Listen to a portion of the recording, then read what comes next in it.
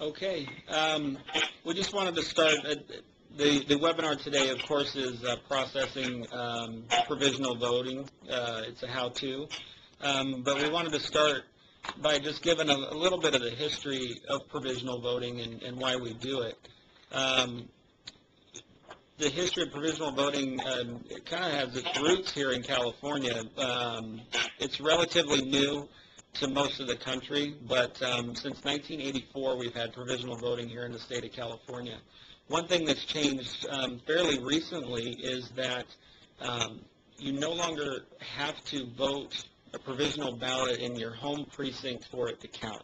You used to have to do it at the actual precinct that you voted in for it to count. Now you can be out of precinct and your ballot might count entirely if you have the same ballot type, and we'll talk about that more later, or you might get part of your ballot counted for those things that you would have been eligible for if you were in your home precinct. There's two reasons that it exists here in California. It ensures that no properly registered voter is denied their right to cast a ballot if their name is not on the polling place roster. Now this can happen. It's rare. There are times where we're registering people right up to the last part of the day, and sometimes it's not that the voter's not there on the roster, but maybe we have trouble finding it when we're in the poll site, because we're pretty good at keeping up to date on our records, and we scrub our database quite often. We do mailings out to do national change of addresses and things like that. So it shouldn't happen that often that you're not able to find someone in the roster, but it does happen. And of course, if they're not in their home precinct, you're not going to find them. But essentially, provisional voting allows every eligible person to vote. We want to be able to capture them and let them exercise their right. And this is that safety net. It also allows us to ensure that nobody votes twice. So if you're not in your home precinct, filling out the envelope, the provisional envelope, and we'll go through that later, allows us, before that vote is cast, because as you probably know, once the ballot is in the box, we have no way to tie it to a voter. This is that safety net to ensure that no voter votes twice. With that, actually, I'm sorry, this became a federal law in 2002.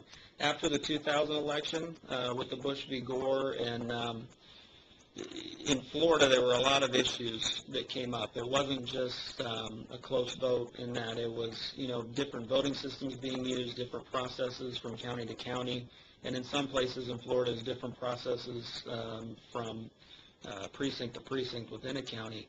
But what they didn't have nationally was provisional voting. So recognizing that some people had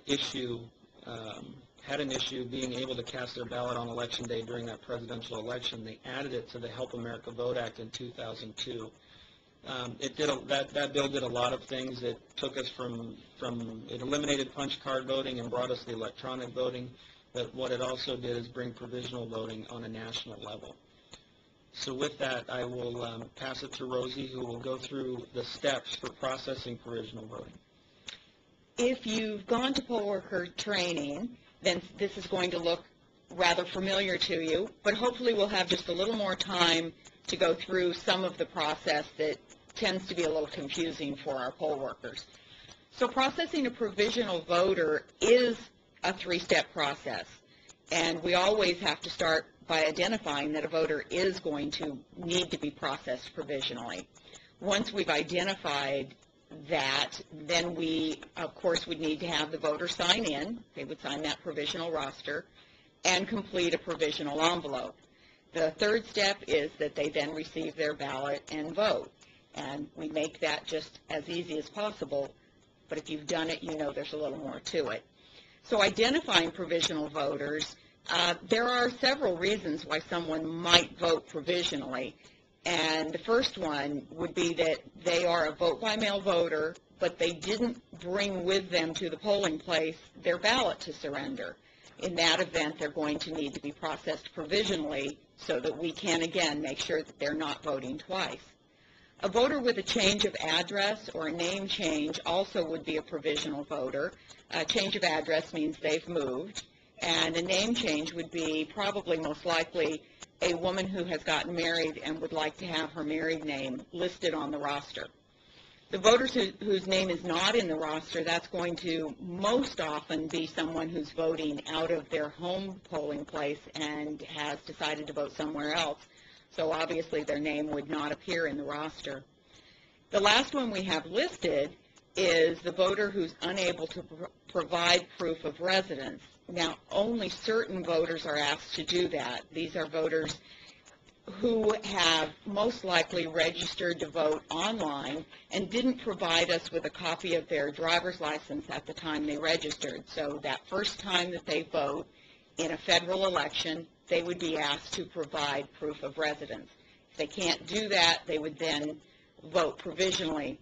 There's one other possibility that we haven't listed here, but because we're entering a primary election, it's also possible for voters to believe that they are registered in one party, but to show up on the roster as being registered in a different party. This might happen because they registered a long time ago and they forgot that they changed their party in their head, but not with us. And so we still have them listed at that original party registry. And we can only allow them to vote in the party they're registered in when we're doing a primary. So if they want to vote some other way, they would have to vote provisionally to allow us to check and make sure that they're right about what party they're registered in. Now, we have a note here that if the voter's not in the active roster, the inactive roster, or the supplemental list, that we need to verify they are at the right polling place. We can do that using the precinct map. If indeed they're at the wrong polling place, we want to let them know what the correct polling place is, because there may be different contests on their ballot. There might be a mayoral race that if they're in the wrong area, they're not going to be able to vote for that, and they may want to. So we want to at least give them that option of getting to the correct polling place. And if they don't want to, then of course we'll go ahead and process that voter provisionally.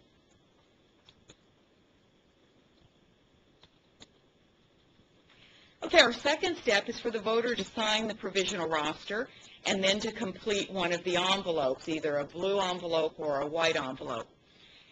We say that this process is the inspector's responsibility because many of the inspectors feel most confident about doing it, but we also want to make sure that every clerk is able to process a provisional voter just in case the inspector takes a break, goes to lunch, or gets backed up with several provisional voters and you have enough poll workers to have someone else step in and help him or her. So we always go ahead and train our clerks to do the provisional processing as well. The inspector is going to instruct the voter to sign the provisional roster. It's really important that we get that signature, and we want it to be in the provisional roster, not in our regular pink roster. We only want one signature because, as you know, we're going to count those signatures at the end of the night. And if this voter signs more than one roster, our count's going to be off. And just so you know, it's possible for a voter to sign in the regular pink roster before we determine that the voter will need to be processed provisionally. If that happens, we would need to go back and cross out the signature in the pink roster and have the voter sign the blue provisional roster. Once that's done, the inspector then fills out a ballot card for the voter. And if the voter's not at their home polling place, we need to put a precinct number on the ballot card, and it's going to go on the envelope as well. And it's sometimes confusing to try to figure out what precinct number to put on there. Well, if you have more than one roster, you could have more than one precinct number. We would like you to use the main precinct number. That's going to be the number on the roster that has the ballot statement on it. We call it an A roster, but it's just the main precinct roster that you'll be using most of the day. So that would be the number you would put on the ballot card and on the envelope for that voter who's not in their home polling place. The inspector would then direct the voter to fill out an envelope. We have blue provisional envelopes and we have white envelopes. We'll talk about the difference in just a moment. Again, we want to make sure that we get the precinct number on the corner of the envelope. When those come back to us, they don't always stay together, so we want to make sure we know where this voter is being processed. The voter's going to use the blue envelope if they are a vote-by-mail voter, according to our roster, and they show up without a ballot to surrender. Without that ballot to surrender, we have no way of knowing if this voter has already voted until after Election Day, and we get those provisional envelopes back, and we have a chance to look at things. So it's important that that voter be processed provisionally using the blue envelope. And by the way, that's the only time we use the blue envelope. The white envelope is for everyone else. There are a lot of different reasons this might happen. We could have a voter whose name is not in the roster, either because they're at something other than their home precinct, or maybe there has been a mistake made. The voter who can't show you proof of residence and the roster says that they should. A voter with a change of address is also going to use the white provisional envelope because we need to re-register this voter at the correct address. And of course, you know there's a registration form on the back of the white envelope. The voter requesting a party ballot other than the party listed in the roster, this is what I mentioned before about a voter who thinks they're registered in one party but actually is registered another way. That voter would need to vote provisionally. So the inspector will now direct the voter to a separate area. We want to get the voter away from the roster position at the table so that we don't get a backup of voters trying to get through and be processed. We would take the voter to a separate area. It could just be a chair where you have the ability for the voter to sit down and get comfortable while they fill out the envelope. Once that's done, the inspector is going to verify that the envelope is complete and signed, really important that it's been signed, and send the voter either to the JBC Clerk or the Paper Ballot clerk so that they can now vote. And that takes us to step 3, where the voter receives a ballot and votes. And at this point, it doesn't look much different than anyone else who's voting. Again, the Paper Ballot clerk, if the voter decides they want a paper ballot, the Paper Ballot clerk would verify that the provisional envelope has been completely filled out and signed. And then that clerk is going to put a P, a great big P on the front of the envelope so that we know there's a paper ballot inside the envelope. This is going to be important for you at the end of the night and also for us when that comes back to us at the end of Election Day. It's important to you because at the end of the night you need to sort those envelopes according to whether there is a paper ballot or whether there's a slip of paper from the JBC showing that the voter voted electronically. So continuing on with the Paper Ballot clerk, this clerk is going to write the envelope number on the back of the ballot card. You can see on your screen that the back of the ballot card has a place for paper ballot, and it shows envelope number. And then next to that it says eSlate ballot and ballot code. So since we're talking about a voter who's voting a paper ballot, we want to put the envelope number right there on the back of the ballot card. The clerk would then issue the correct ballot for the voter's precinct and party. Again, this is a primary, so we have to be concerned about what party ballot the voter wanted. We draw a line through the ballot card to show that the voter has received a ballot and then direct the voter to a cardboard booth. If the voter has decided to vote electronically, the JBC clerk would receive that envelope from the voter, whether it's blue or white, and check to make sure that it's complete and signed, and then write an E, a great big E on the front of the envelope to show that there is a slip of paper inside the envelope. That slip of paper is what we call a Provisional Access Code, and that's the next step for the clerk, is to issue that Provisional Access Code. We want to make a point here that it's important that a provisional voter always receive a Provisional Access Code when voting on the eSlate. This is our way of tracking this voter through the process until we're ready to actually allow that ballot to count. And without a provisional access code, we're not able to do that. One thing you should know is that if you mistakenly issue a regular access code for a voter, you simply put that access code in your JBC main envelope and go ahead and reissue an access code, this time making it a provisional one. That's very important. Okay, so how does the JBC clerk do this? To issue a provisional access code, we start on that screen where we always are, and we add our voter. Once that's done, if you have more than one precinct in your polling place, then you'll have a choice of which precinct ballot you wish to get. And then you would simply push the button next to the number of that precinct. And all of that information is on the ballot card. The next step is to select the voter's party. You can see under number 3 that we have the 6 parties that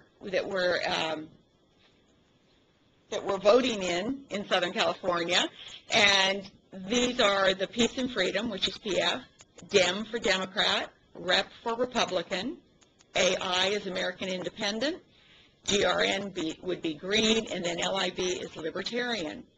But what about the nonpartisan, declined state voter?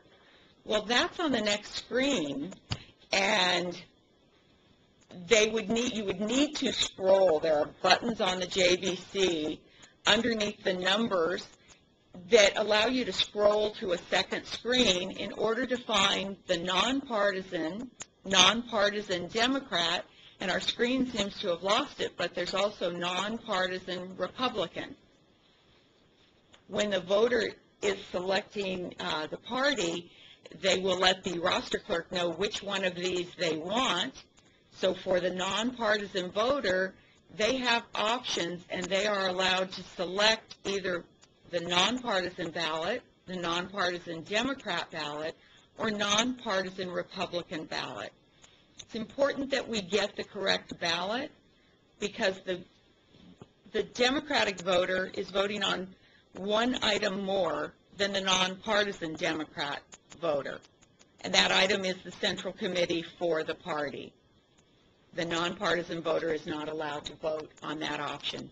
So that's why we have to go to those nonpartisan selections and not just give a Democrat ballot to a nonpartisan voter choosing to vote in the Democratic Party. Actually, let me expand on that. The party ballots, the nonpartisan ballots will, if it's just a straight nonpartisan ballot, it won't have any contests on it that are partisan at all. So if they get the nonpartisan Dem, it's just like Rosie said, they'll get the partisan contest, and if there is a Central Committee contest in there, they won't get that contest. They would on a regular Dem ballot, but if they're a declined a state voter choosing a nonpartisan Democrat or Republican ballot, they will not have a Central Committee contest on there if there is one there. It's not totally important, but just so you just so you know, not every ballot has a Central Committee contest in it for one party or the other. And for this election, depending on where you're working, there are more countywide for Republicans in this election than Democrats. It's a party thing. Don't know exactly the reasons for it.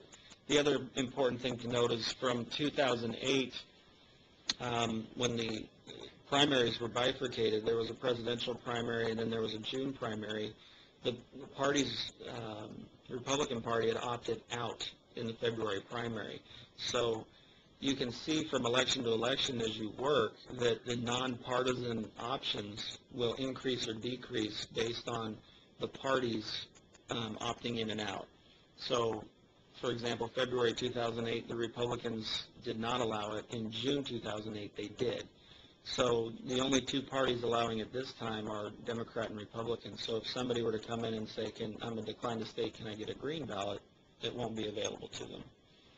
And just so you know, because maybe that sounded kind of confusing, well, and I wasn't implying that Brett made it confusing, only that it's a lot to remember. We have a ballot options chart that you're going to get in your supplies that explains it to the nonpartisan voter so that you don't have to remember all of that and explain it each time. Just thought you might like to know.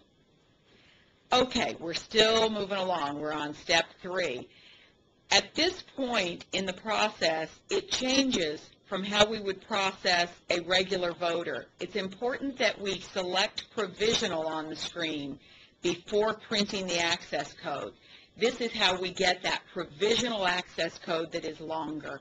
Once we've pressed that button next to provisional, then the screen will come up just asking us to confirm that we truly want a provisional ballot. We select yes, and now we can print the provisional access code. The JBC clerk at this point has printed the provisional access code, and we're showing you on the screen that there are 2 parts to that. The top part of that access code actually has the access code on it. There's also a ballot code on that part of the tape, and then the bottom part of the tape has the information to the voter and a place for the voter to print his or her name and sign it. This is important. This is one more place where the voter needs to sign. So we're going to take the ballot code from either part of this provisional access code tape and record that on the back of the ballot card. At this point, the JBC clerk can tear off the top part of the tape and hand it to the voter so that they have the access code to put into the eSlate. They're going to put the voter's signed signature portion of the tape inside their envelope, regardless of whether the envelope is blue or white. They will not seal the envelope at this point. They will draw a line through the ballot card and hand it to the voter along with their unsealed provisional envelope. At this point, they would then go off to vote.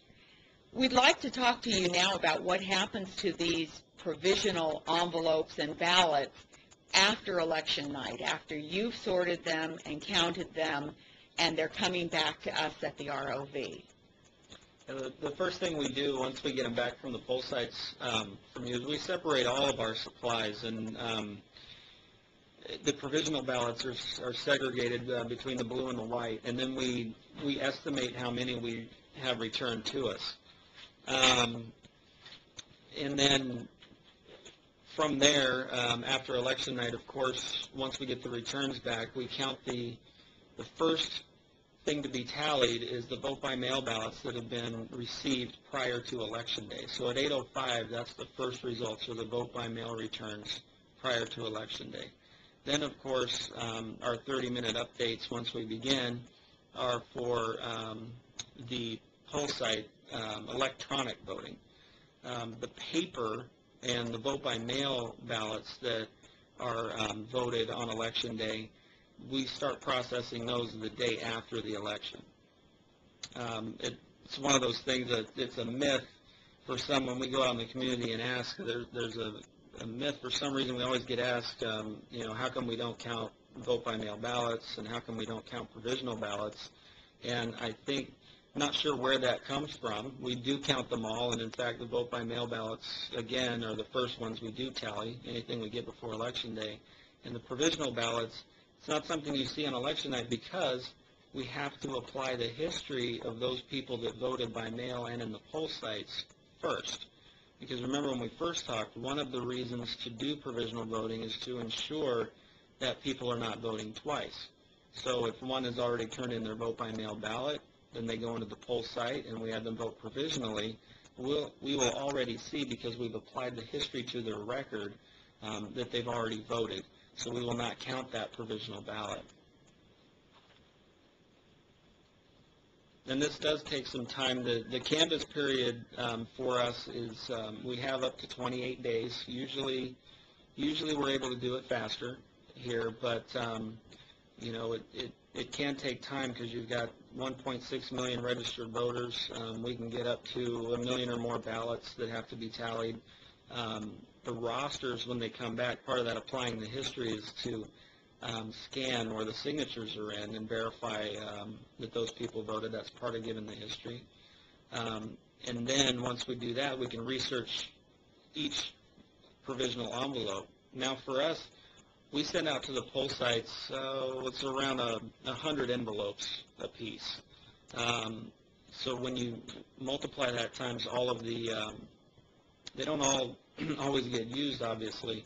When you multiply that times our 1,200 or so poll sites countywide, we can get 60,000 returned on election night in a countywide election, especially during a presidential election. So you can imagine we have 28 days to count all the ballots and then apply history and then look at 60,000, and we have to research them to, again, determine if they already voted, verify if they were in the correct precinct, verify if they had the correct ballot style, because even if they're not in the right precinct, if they're just next door in the same city, they might still have the same ballot style, and then determine if they weren't in the right precinct and they didn't have the right ballot style, which votes will count, because again, you can get a partial count on your ballots. So why would some provisional ballots not be counted? Well, the voter has already voted once. Maybe they're not properly registered. So with those white provisional envelopes, if we determine that they weren't registered, the ballot's not going to count. But that new registration form we receive will get them properly registered, and they're good for the next election. Sometimes we find that the signatures do not match, and then that ballot will not count.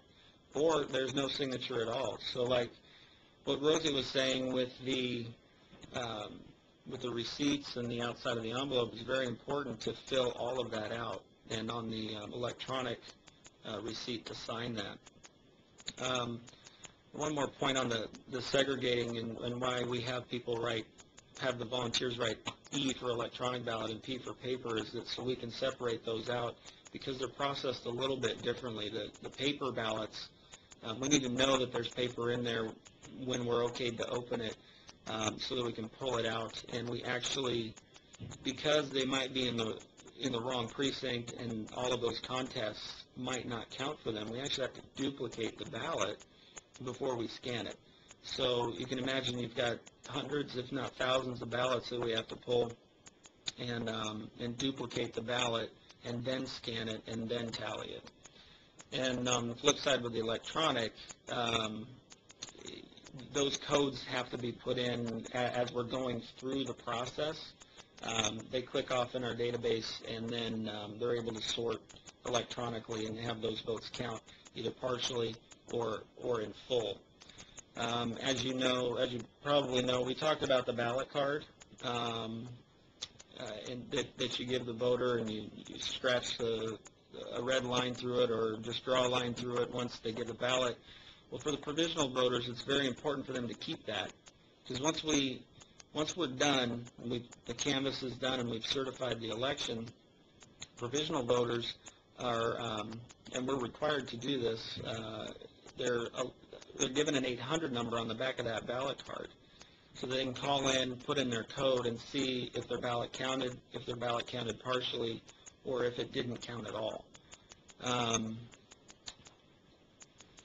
Let's see. Oh, right. Generally, about 90% of provisional votes count. Most election laws that deal with things like verifying signatures and whatnot they're almost always liberally construed in favor of the voter. And for the most part, it's like I was saying before, a lot of these people are registered, and maybe we missed it in the roster. They went to the wrong precinct, or they went to the poll site, didn't have their vote by mail ballot to turn in, so they were eligible, but we did have to make sure they didn't vote twice. So really, most of those provisional ballots we get do count. And with that, we want to open it up for questions. I know we might have run through it kind of quick. You may have heard some of that before, maybe not. But does anybody have any questions?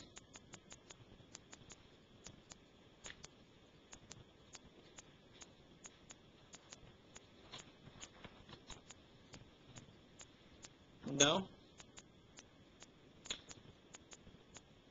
All right. Well, that concludes our presentation for today. I want to thank you for joining us for the provisional processing webinar, and hope you guys can visit some of our other webinars that are coming up. The schedule is online. And anything else, Rosie? I don't think so. Okay. You can refer to your poll worker training manual if you would like more information. Oh, that's true. There'll be a training manual in your supply box as well. Thank you. You're Thank welcome. you. Thank you.